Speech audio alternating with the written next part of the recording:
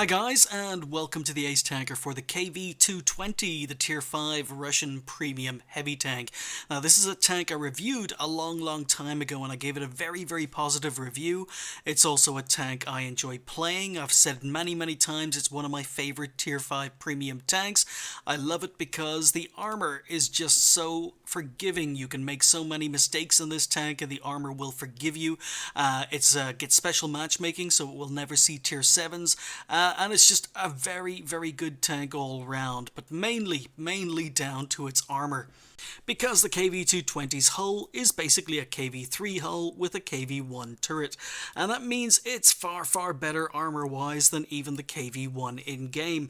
The frontal plate here on a KV-1 is considered a weak spot. It's basically only about 75mm thick, and as you can see here on the KV-220, if we're shooting it straight on, it's actually about 110mm thick. So this frontal plate, although weak on a KV-1, is still very good on a KV-220, as long as enemy tanks aren't shooting straight at it and using premium ammo. There are a couple of weak spots. You've got a machine gun port here, which is only about 90mm of effective armor, but that's still very good, especially against lower tier tanks.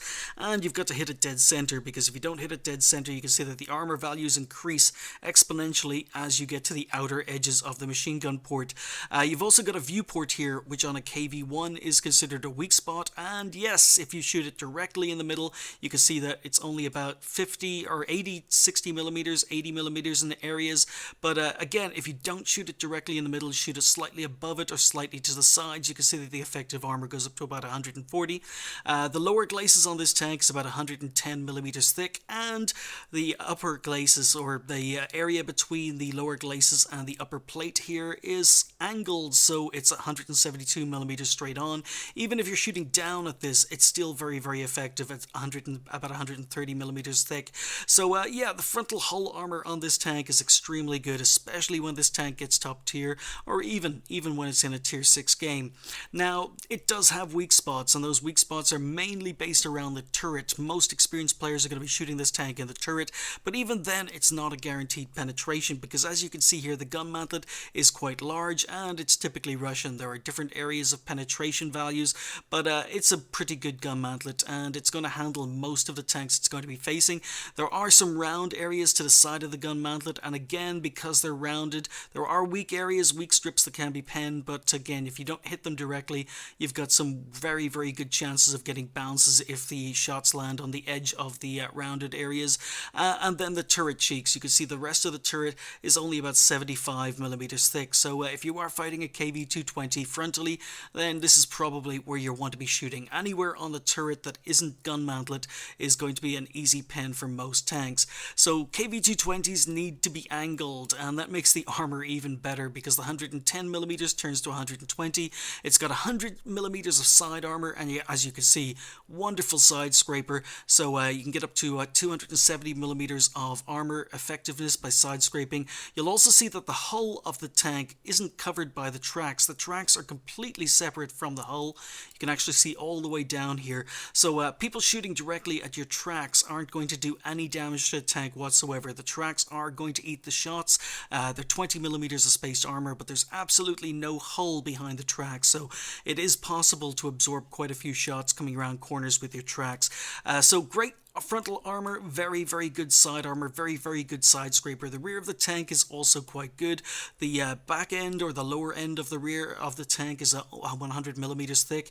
Upper area is 90mm thick, and the back of the turret is 75. So yeah, KV-220s, they have weak turrets, and that's pretty much it. If you can shoot the front of the turret and avoid the gun mantlet, 75mm of penetration. Shoot the side of the turret, 75mm of penetration needed.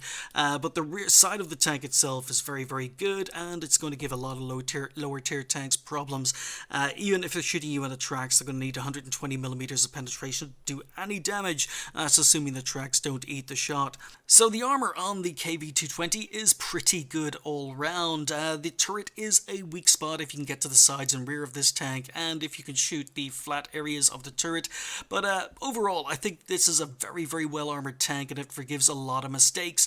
It's also quite fast. It does about about 35 kilometers an hour top speed. It's a very, very heavy tank. It's very good at ramming enemy tanks to death.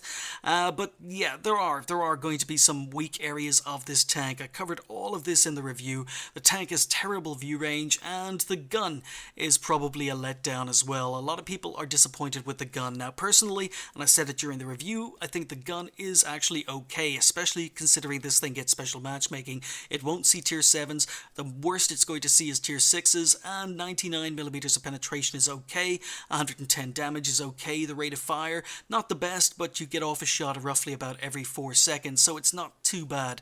I think the gun is perfectly good for tier 5s and tier 6s. You're going to be playing this tank on the front line, where the aim time and the accuracy, both of which aren't very good, aren't going to be as big a problem. Play it like a traditional heavy tank and you'll get on fine with the KV-220. Now, as I say, it's one of my favorite premium tanks in game. In fact, during the review for this tank, I called it my pimp tank because I've put a lot of premium ammo in it. But to be perfectly honest, I don't fire a lot of premium ammo. I don't need to fire a lot of premium ammo in this tank. I think the gun is just fine as long as you're up close and personal. I've had the tank for a long time, and believe it or not, this is my first ace tanker in it. I just never seem to have those monster games. I've had lots and lots of very good games. In fact, I've had games where I've gotten even more XP than I get in this particular game, but I guess I just played the tank at a good time.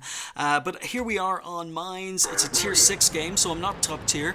There are 5 tier 6s on the enemy team, so 1/3 of the enemy team are tier 6.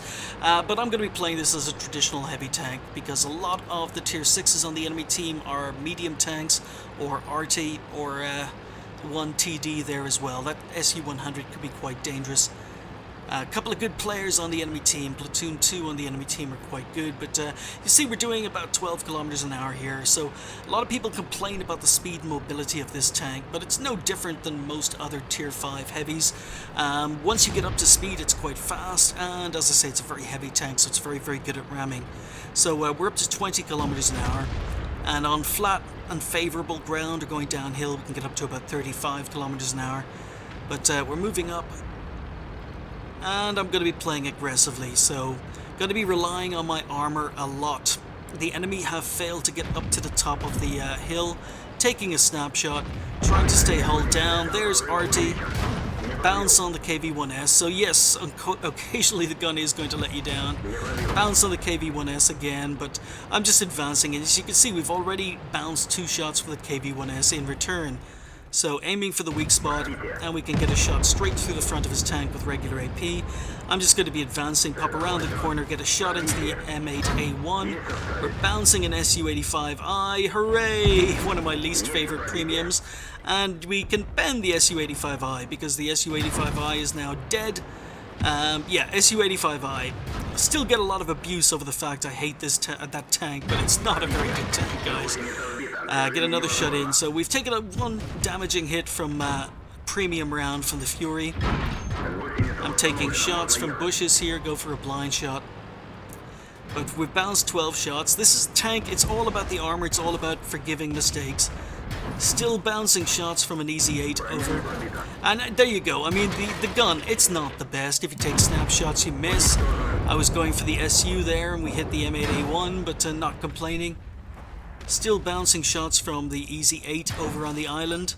And now there's a Stug firing premium ammo from over to my left. It's going for a blind shot. He's up there in the bushes somewhere. But we blocked 19 shots, or 18 of the shots that have been fired at us so far we've blocked. And really all we're doing is we're proxy spotting. We're spotting tanks around this corner, even though our view range is not great. And we're taking the damage for the team like all good heavy tanks should. Now that Easy 8 who was over on the island has now got problems of his own. The Stug is down there, the guy who's shooting premium ammo at me. But I figure, you know what, he's behind rocks, he's not a threat. So what I can do is I can push down on the SU-100 and the Fury while the Stug is focused on the tanks over on the island.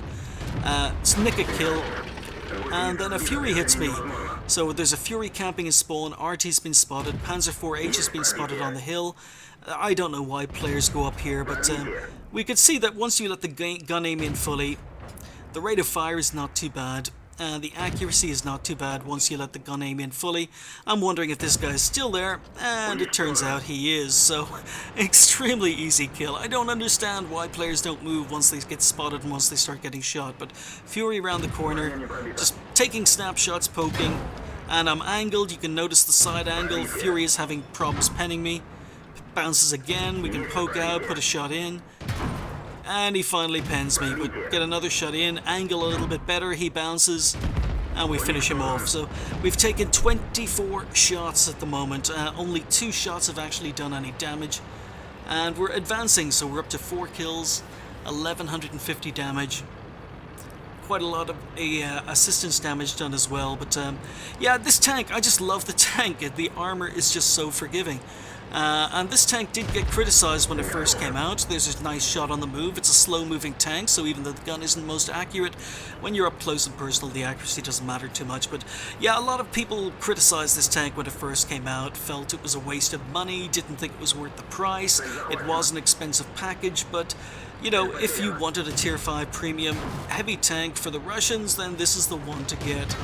Unfortunately, Stug is firing APCR, so he's penning me. We get him to bounce, trying to get shots in, and then the VK rams him to death. But pretty straightforward game, 5 kills and 1200 damage. So yeah, that was the first ace in the KV-220. I've had this tank so long. Admittedly, I don't play it very often. When I do take it out, it's usually in platoons.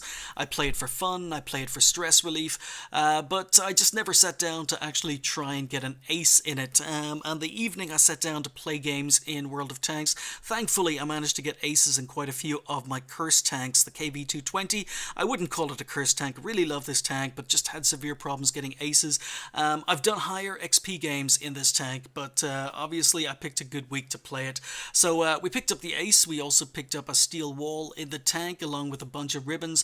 Finished top on XP with 1299, 1610 damage because a couple of blind shots on the Panzer IV-H, 5 kills. A little bit disappointed I didn't pick up a top gun. 28 shots fired, 21 hits. So even at close range you can saw that the accuracy wasn't fantastic on the gun, but it's good enough. It will do damage, especially considering it gets special matchmaking. 21 shots fired or penned, or hit, and 17 penned, I should say. So the penetration, people criticize the tank regarding its penetration, but when you're up close and personal and you can aim at weak spots, then the penetration is just fine. And as I say, I was a tier 5 in a tier 6 game there. We did 1600 damage, and this is the important one. 26 shots received, or hits received, and 21 bounces. So the armor is exceptionally good on this tank, and as I say, really only the turret armor is a letdown, and that's if people are firing at your turret and know what they're doing, or if people start resorting to spamming gold, then the armor isn't quite so good, but held up very, very well in that game. It's a very, very forgiving tank, very good tank for new players to learn how to play in.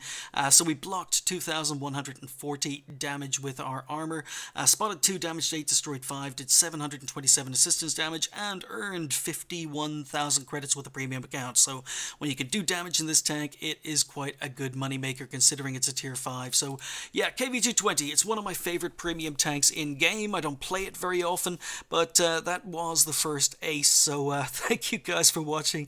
I'll see you next time.